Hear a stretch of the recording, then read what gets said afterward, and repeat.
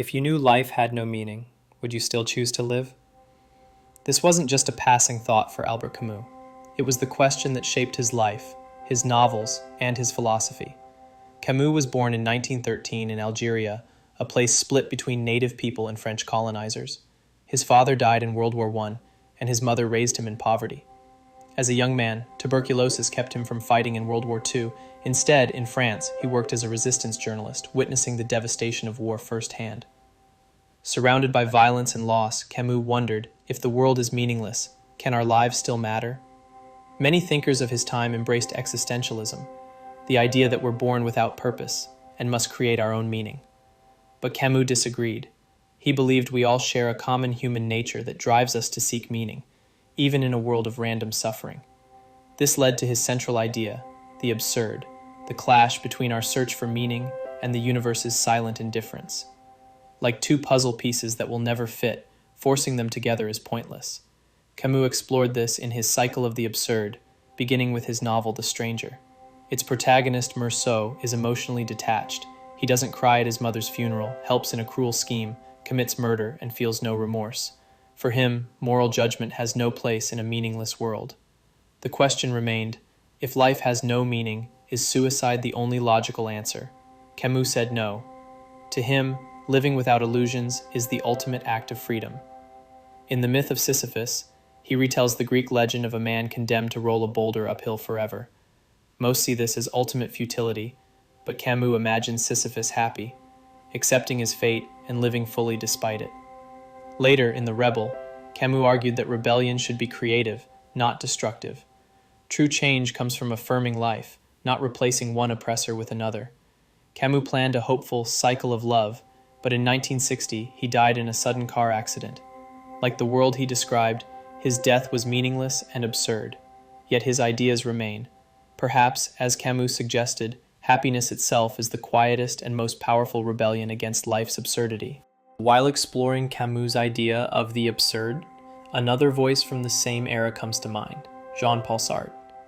Like Camus, he questioned life's meaning, but his answers took a different path. At the core of Sartre's thinking lies one daring question. What if everything you believe about life didn't actually have to be that way? Born in Paris in 1905, Sartre lost his father as a baby and grew up deeply attached to his mother until she remarried when he was 12, a change he never fully accepted. He was short, wore thick glasses for a wandering eye, and often called himself ugly. Yet by the 1960s, he was a celebrity philosopher in Europe and the US, known for his chosen philosophy, existentialism. Sartre's existentialism can be understood through four big ideas. Number one, the world is far stranger than we think.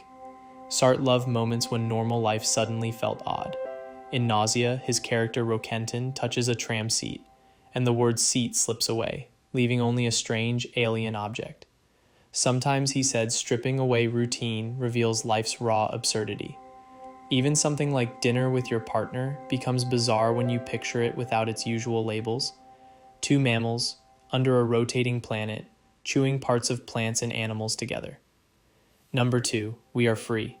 These unsettling glimpses show that nothing is fixed. Life could be entirely different tomorrow. But this freedom brings anguish, the weight of knowing there's no pre-written purpose, that humans are making it all up as they go. Number three, avoid bad faith. Bad faith is pretending we have no choice. In Being and Nothingness, Sartre describes a waiter so devoted to his role it's as if he could be nothing else. Yet he could just as easily be a jazz pianist or a fisherman. We fall into the same trap when we insist we must stay in a job, relationship, or place, ignoring the freedom we actually have.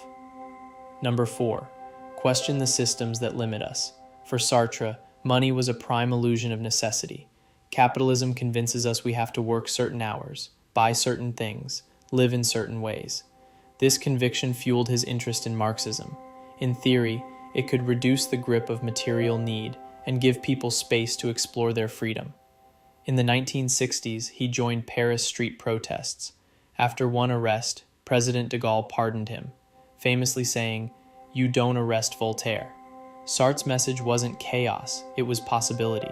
If life has no fixed meaning, then it can be reshaped by us. So the next time you feel trapped by routine, by tradition, or by expectations, remember Sartre's challenge. You are free, and with that freedom comes the chance to imagine and truly live a life that is entirely your own. While exploring the ideas of Camus and Sartre, there's another voice we can't ignore, Simone de Beauvoir.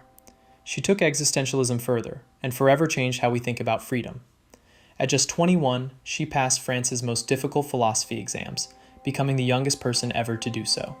But the moment she mastered philosophy's old rules, she was ready to break them. She had studied Plato's theory of forms, which saw our physical world as an imperfect shadow of unchanging truths. De Beauvoir disagreed. Life here and now, she argued, was vibrant, physical, and always in motion. Her lifelong partnership, in both love and ideas, with Jean-Paul Sartre sharpened her thinking. Together they explored free will, desire, responsibility, and the power of personal experience. After World War II, these ideas crystallized into existentialism. We are born free, with no divine plan, and must create our own meaning. De Beauvoir's existentialism can be understood through four big ideas. 1. Freedom is a double-edged sword. In The Ethics of Ambiguity, she argued our duty is not only to shape our own life's meaning, but to protect the freedom of others to do the same. A freedom which is interested only in denying freedom must be denied. 2. Question the limits placed on women. She asked, if freedom is universal, why is women's freedom restricted by social expectations? She refused marriage, rejected her religious upbringing, and lived openly, choices that male peers often dismissed. 3. Gender is not destiny. In her groundbreaking 1949 book, The Second Sex, she declared, one is not born, but rather becomes woman. Gender, she argued, is shaped by othering, a process that defines women as less than the male ideal and limits their freedom. 4. Philosophy must connect to life. The Second Sex combined history, philosophy, and personal testimony, giving feminism a new language still used today. Modern thinkers have expanded it to include race, class, and a broader range of identities, but her call to unite ideas with lived reality remains powerful. Her life was complex, marked by both influence and controversy.